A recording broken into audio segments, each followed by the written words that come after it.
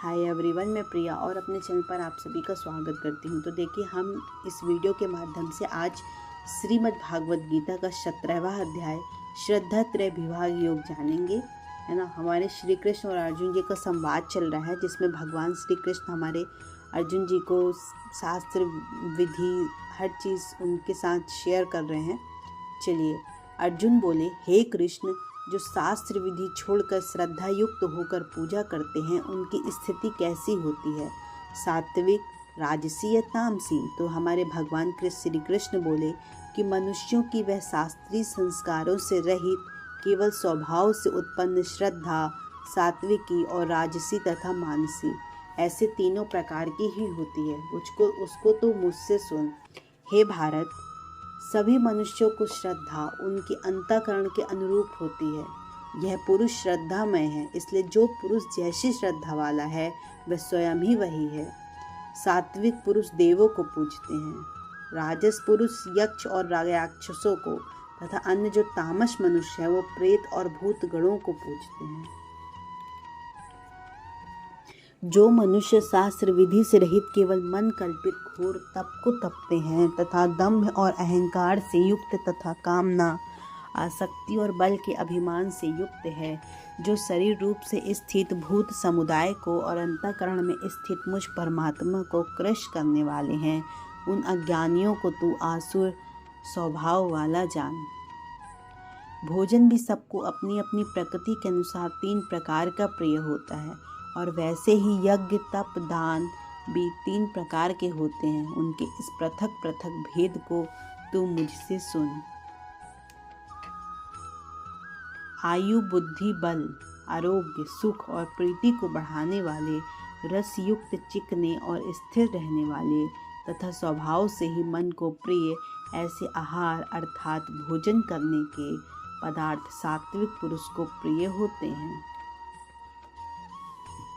कड़वे, खट्टे, बहुत गर्म, तीखे, रूखे, दाहकारक और दुख, चिंता तथा रोगों से उत्पन्न करने वाले आहार अर्थात भोजन करने के पदार्थ राजस पुरुष को प्रिय होते हैं।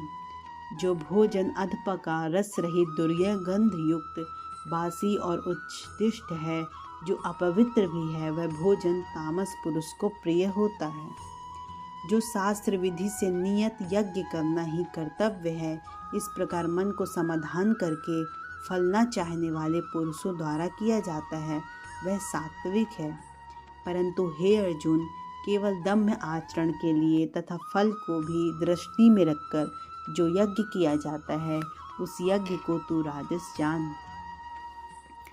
शास्त्र विधि से हीन, अन्न दान से रहित और बिना मंत्रों के, बिना दक्षिणा के, बिना श्रद्धा के किए जाने वाले यज्ञ को तामस यज्ञ कहते हैं।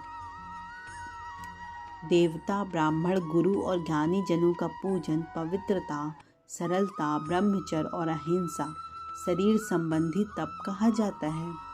जो उद्योग से करने वाला प्रिय तथा हितकारक व यथार्थ भाषण है, तथा जो वेद शास्त्रों के पठन का तथा परमेश्वर के नाम जप का अभ्यास है, वही वाणी संबंधी तप कहा जाता है।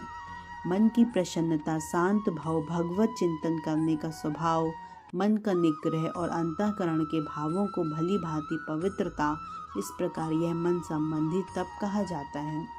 फल को न चाहने वाले योगी पुरुषों द्वारा परम श्रद्धा से किए हुए उस पूर्वोक्त 3 प्रकार के तप को सात्विक कहते हैं। जो तप सत्कार, मान व पूजा के लिए, अन्य किसी स्वार्थ के लिए भी स्वभाव से या पाखंड से किया जाता है, वह अनिश्चित तथा क्षणिक फल वाला तप यहाँ राजस कहा गया है।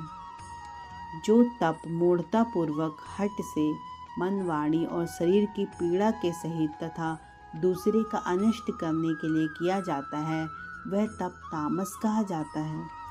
दान देना ही कर्तव्य है, ऐसे भाव से जो दान देश तथा काल और पात्र के प्राप्त होने पर उपकार न करने के प्रति दिया जाता है, वह दान सात्विक कहा गया है। किंतु जो दान क्लेश पूर्वक तथा प्रत्युत प्रकार के प्रयोजन से तथा फल को दृष्टि में रखकर फिर दिया जाता है, वह दान राजस कहा गया है। जो दान बिना सरकार के तथा तिरस्कार पूर्वक अयोग्य, देश काल में कुपात्र के प्रति दिया जाता है वह दान तामस कहा जाता है। ओम शत सत, ऐसे यह 3 प्रकार का सच्चिदानंदन ब्रह्मा का नाम कहा है। उसी से सृष्टि के आदि काल में ब्राह्मण और वेद तथा यज्ञ आदि रचे गए हैं।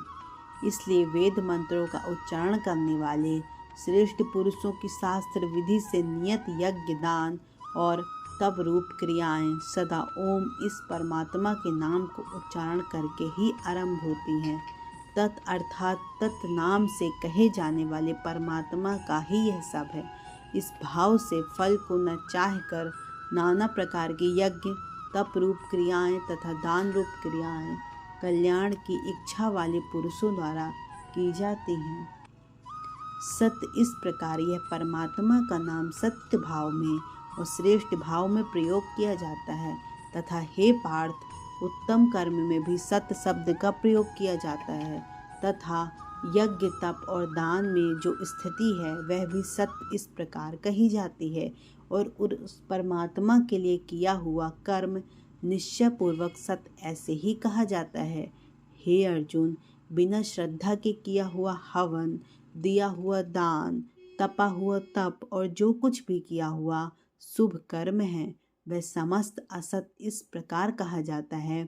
इसलिए वह ना तो इस लोक में लाभदायक है और न मरने के बाद भी।